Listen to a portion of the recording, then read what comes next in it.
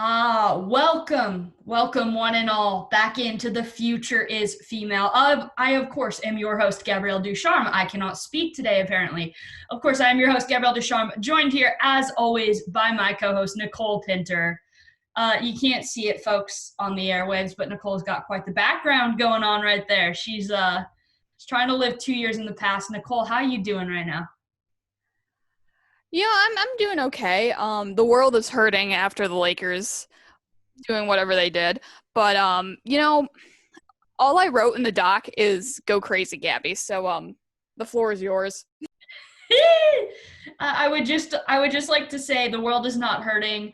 The world was hurting the day that Kobe Bryant passed away. The world was hurting the day that COVID-19 struck. The world was hurting the day that sports. I was exaggerating. I was joking. I just wanna point that out. I'm like, the world is hurting with the Lakers loss. It's kind of a joke, but also kind of true. When you pull out with Kobe and COVID, okay, go ahead. I have this theory with this team this season.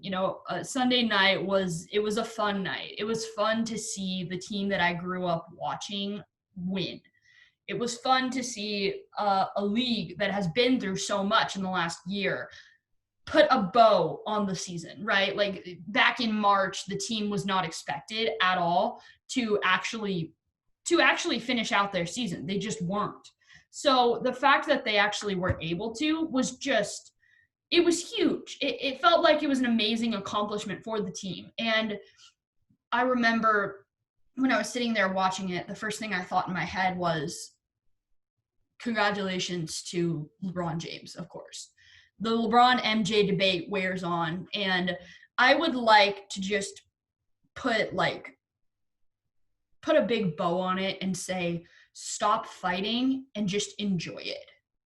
Enjoy the greatness that you're witnessing on the court right now. Enjoy the greatness that was MJ with The Last Dance and with everything that documentary gave us in a time where we just craved sport so badly. Like, enjoy what these two athletes stand for. They are from different eras. They played on different teams. They had vastly different careers. Stop trying to compare them. Stop trying to argue which one was better. Because frankly, you keep arguing which one's better, and before you know it, you look around and you realize, oh, LeBron James is going to be in his 18th NBA season. He's not playing basketball forever. He's going to retire soon as well. And it's like, at the end of the day, does it really matter which one was better? Can we just appreciate the fact that LeBron James just won his 4th NBA title with his 3rd NBA team, and then he's got another Finals MVP award under his belt? Can we just appreciate the fact that Michael Jordan went 6 for 6, all with the same organization in the NBA Finals? Why does it have to be a debate, right? Like, I'm so sick of it. I'm sick of the LeBron MJ debate because it doesn't allow me, as a sports journalist, as a basketball aficionado that I am, it takes away from me being able to just enjoy the greatness that I get to witness night in and night out with the athletes on the court. I don't know, Nicole, what are your thoughts? I gave you the floor. I'm really surprised you came out with it, honestly. I thought you were going to come out with LeBron's the GOAT. This is the end of the debate. Listen, I'm obviously a Michael Jordan person. He was a Bull. It's obvious where I'm going to say who's the GOAT is. You're a LeBron James fan. It's obvious who each of us would, if you had to make us choose, who would say is the GOAT. But I'm in total agreement with you of, let's just enjoy. Obviously, this debate is so people like us can just have something to talk about. So First Take can talk about something after the NBA Finals other than LeBron getting his 4th title. So it's all of that. I agree with you. I think some of the discourse is kind of funny though, but yeah, I mean, I think there's fair arguments on both sides. Like, they both have done such different things for the sport of basketball. They've both done different things on the court and off the court. Yeah. So yeah, different eras, like you said. But yeah, I'm in agreement with you. And of course, like, because the two athletes were in very different eras, it was incredibly remarkable to just be able to witness exactly what was happening on the court, in 2020, and you compare it to what was happening on the court with Michael Jordan in, say, 1993. The game has changed. The game is different. It's evolved. And, just going back a little bit to what the Lakers stand for now as an organization, they've now tied the Boston Celtics, of course, with 17 titles. Rajon Rondo, when he was basically a baby in the league. Really, Nicole? Okay, for those of you who can't see her screen, Nicole has Nick Young missing a three-pointer as a Laker. Nicole, that was a long time ago, before LeBron James was on the team and before they were NBA champions. Before they no, I'm aware. I just like getting under your skin, and this is still one of the greatest pictures of all time. Anyways, you talk about a team like the Lakers. They had Dwight Howard on their team, who actually won a title in Orlando. They had LeBron James. They had Rajon Rondo, who's I think he's the second player in NBA history to win a championship with the two teams that lead the entire league in NBA championships. They had like Kentavious Caldwell-Pope, who just always struggled throughout the league. Like, he was never a super good shooter. He was kind of the team itself, they were kind of an island of misfit toys. That's what I like to refer to them as, because like Rondo is a traditional point guard in many ways, but then in other ways, like, he's one of the best rebounders in NBA history for how short he is. LeBron James is just a Swiss Army knife that literally makes up for any like holes that you have on your team. Anthony Davis before this year was like, an unhealthy superstar that couldn't lead his team past the first round of the postseason. Like, they were just this entire island of misfit toys that came together at the exact right time. And I won't say at all that COVID-19 was like the reason that they won, but the rest that they got from March 11th to July 29th, when they actually restarted their season, was really what kind of allowed them to retool and allowed them to be as healthy as they were come, October. And I will say, like, if you were to ask anybody in that organization, would you choose to play in this format again versus playing in June, like a normal NBA season?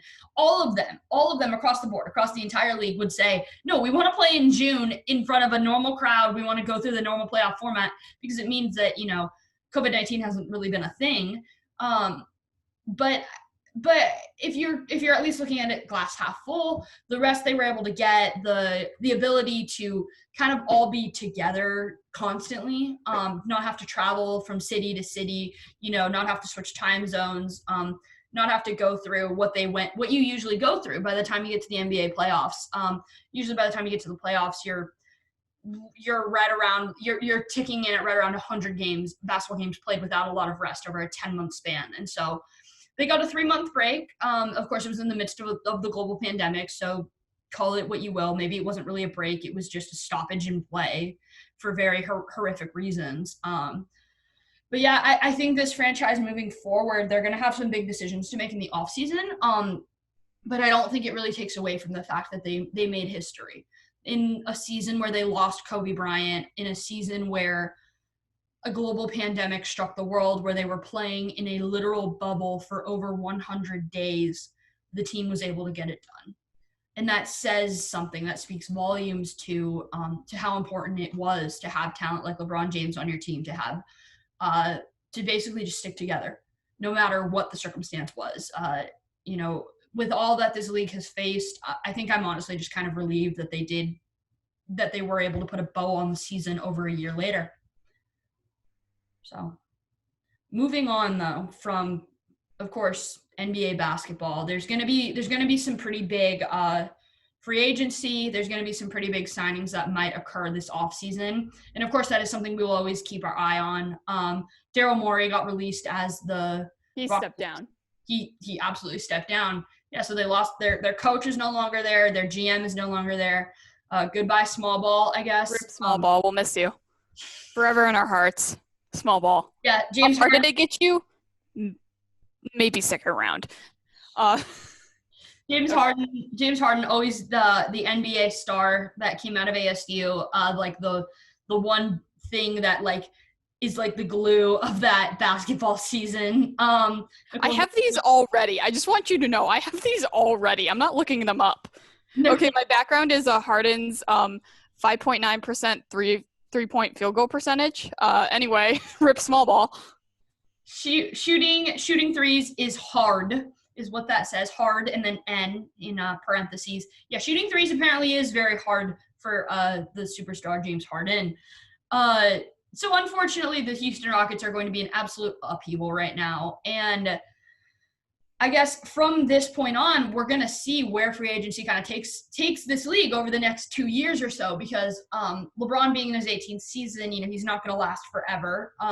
He's an absolute Swiss Army knife. He's playing at a level that nobody else has seen. But, going forward, there's going to be a lot of decisions to be made. Giannis Antetokounmpo will be a free agent in about the next year or so. And the Miami Heat have announced that they are fully fledged going after him in summer of 2021 or in whenever free agency is in 2021, because at this point, I really don't know where the NBA season will start and finish next year, and like what that will look like. Nobody really knows at this point. I don't even think the league knows.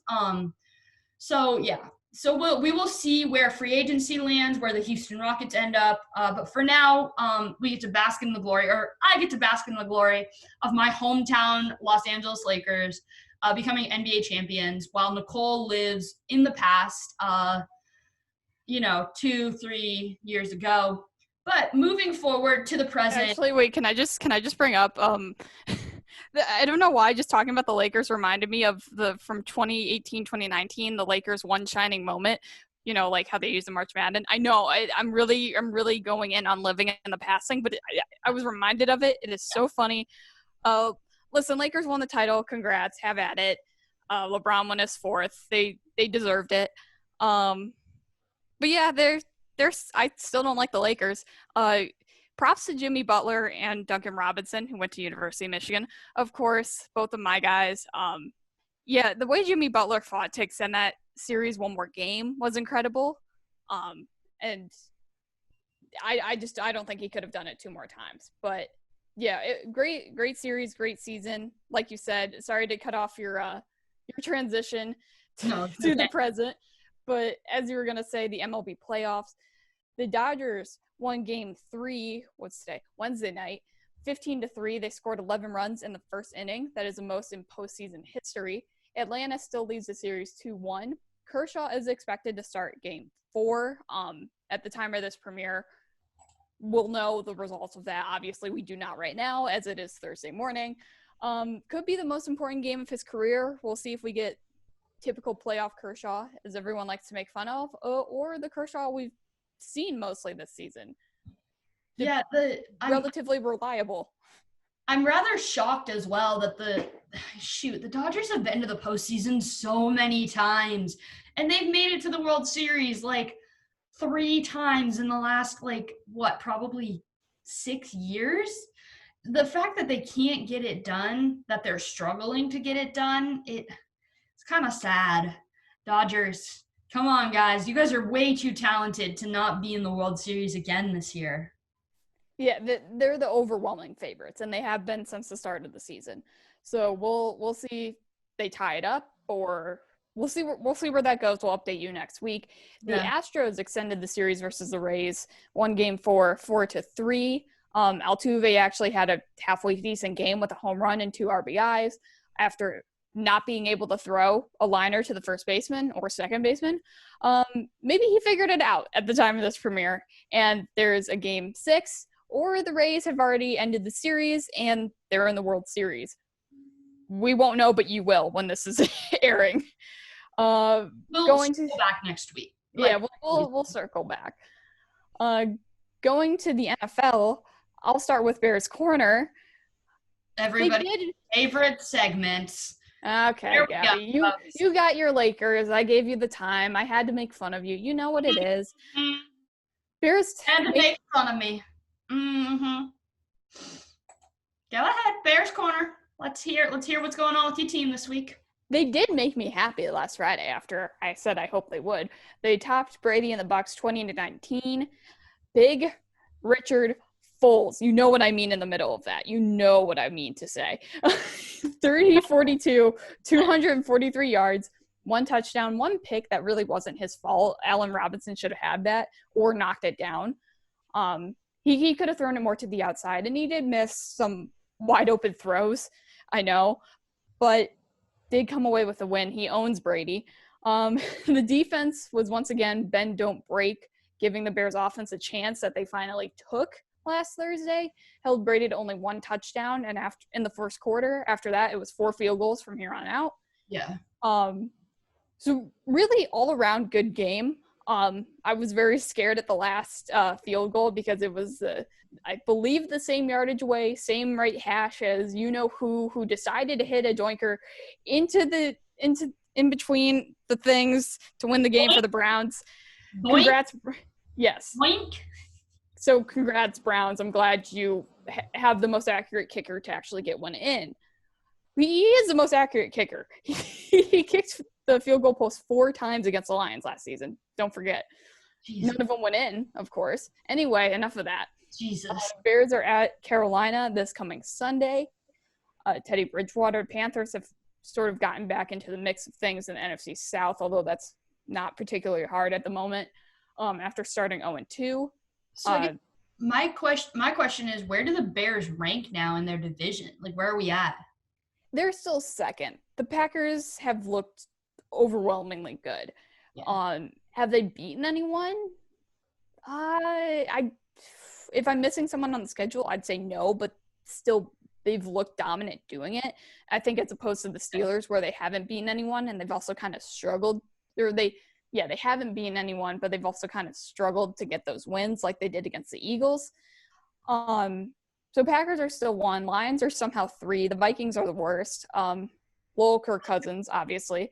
Yeah, so they're paying Kirk Cousins like God knows how much money over the next few years to just be like the 20th best quarterback in the NFL. Like, that's fabulous for all of you, right? Basically. So defense just has to do the same thing. Also, Khalil Mack was a force against Tampa Bay. That's why we're paying him. So as long as the defense can do that again against Bridgewater, and this is a Panthers team that no one really thought would be good, and now they're without Christian McCaffrey, and they've won all their games without him. So they've kind of had to reinvent the offense. So it's a bit of a different team than everyone was saying would go like 2-14 at the beginning of the season. So just bend, don't break defense, no turnovers, and the Bears should win the game just fine. Moving on to Lowell Jets. Oh, so cute. No, Gase has not been fired. Dan Quinn has, though his seat is getting hotter. After losing to the Cardinals Sunday, they released Le'Veon Bell Tuesday night during Tuesday Night Football. Excuse me, after not finding a trading partner for the past few weeks. It's a costly release, too. They take on the rest of his salary, which is $6 million. Gase on if he misused Bell, quote, "It's irrelevant now, so are you, Gase."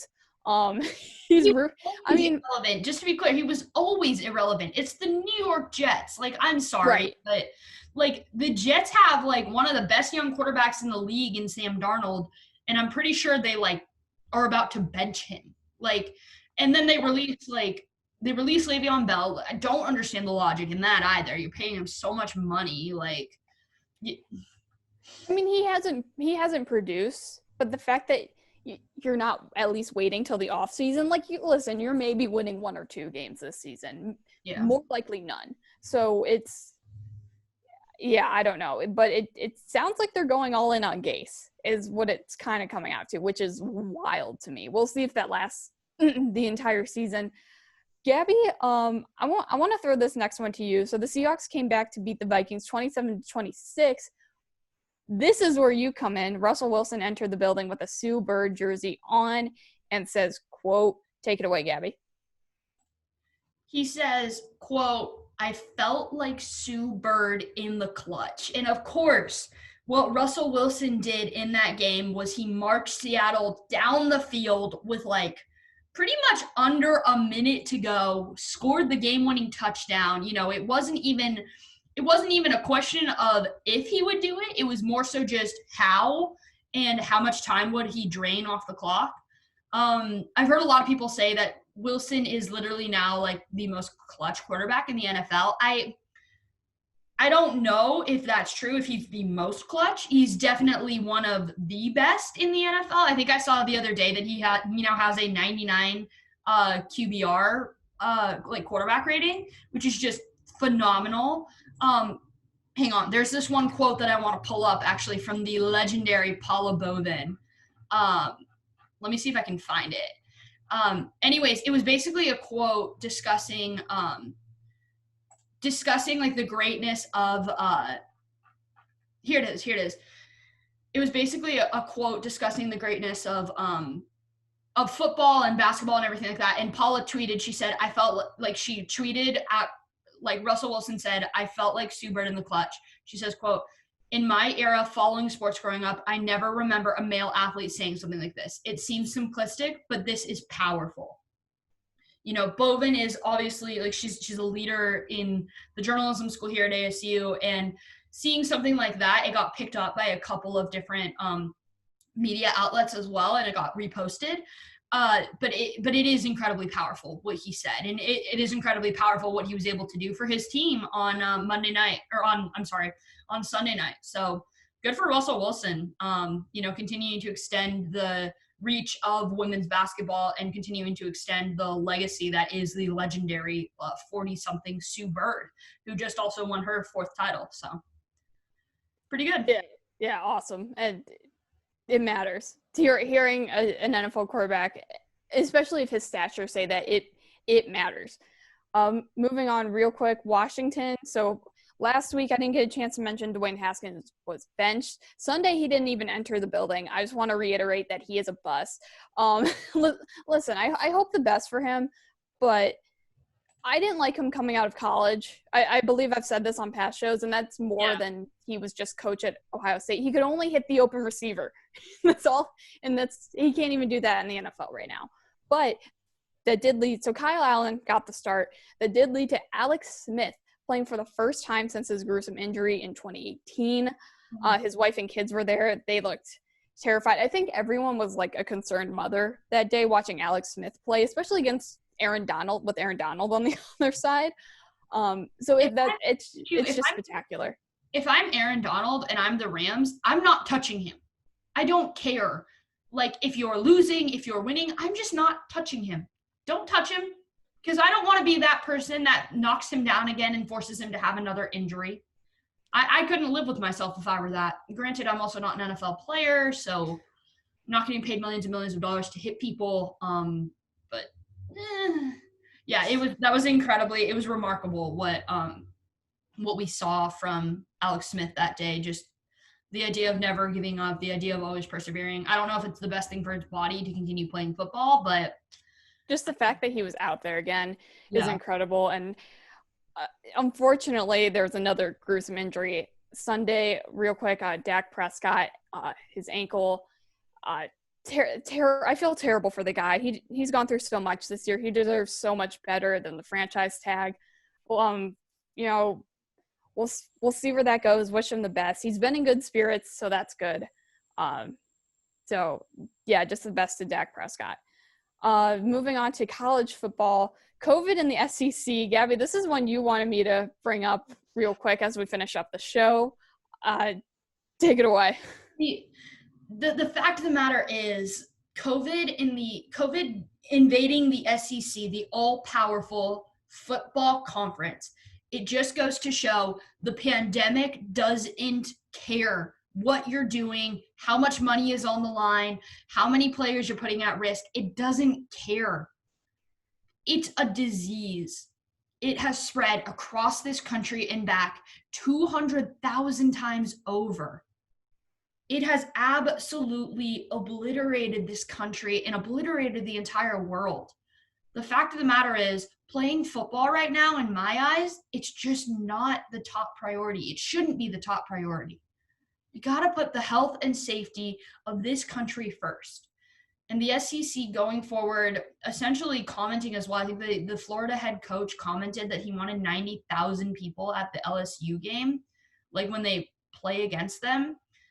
No, it's just not a smart idea to do that. Like, I want the SEC to be smart. I want them to literally be able to look around and say, you know what?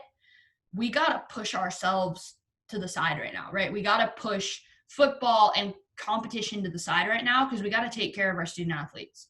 And that's not something that they've been doing. And that makes me mad.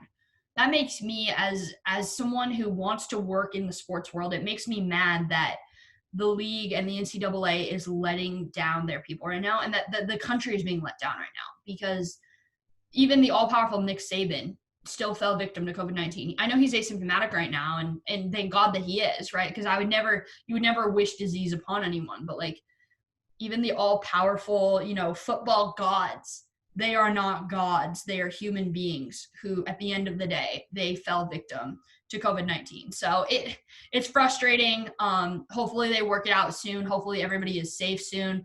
Kind of switching gears a little bit though. Football to tennis. Nicole. Actually, Gabby, I want to just really quick. I've complained about the NCAA a lot. I will do more so in the future when we have more time. Right. This is everyone getting mad about the NFL. Not actually. Look at what Rich Eisen said about this. You can say what you want about him working at NFL Network and whatnot, but the NFL doesn't care about its players. It sure as hell looks like the NCAA doesn't either. Mullen complaining that he wants to pack the stadium for the now postponed LSU game, which he blamed the loss to Texas A&M for. 30 games have now been postponed or canceled due to COVID. Alabama and Georgia could be the 31st. We're not sure yet. Finishing up, though, but yeah, just wishing the best for everyone. Obviously, stay safe, do what you need to do. Switching gears to tennis, the French Open concluded this past weekend. Rafa Nadal beats Novak Djokovic in straight sets in the French Open final, 6-0, 6-2, 7-5. He tied Federer's record of 20 men's single titles. He now has 13 French Open titles. This is his fourth straight title in the event, and he has a 100 wins, 2 losses record at the French Open. Point being, Rafa is unstoppable on clay. He's unstoppable. He's just a new person. This from ESPN on the women's side, 19-year-old Polish phenom Iga Świątek defeated the 2020 Australian Open champion Sofia Kenin on Saturday to become the youngest French Open women's champion since Monica Seles in 1992. She also won in straight sets, 6-4, 6-2. And the French Open was played in the cold. Not much of a break before the next French Open. I believe it will be played in the spring where it will be much warmer, better weather. And yeah, so Rafa's unstoppable on clay by Novak. No one likes Novak. All right. Anyway, Novak Djokovic.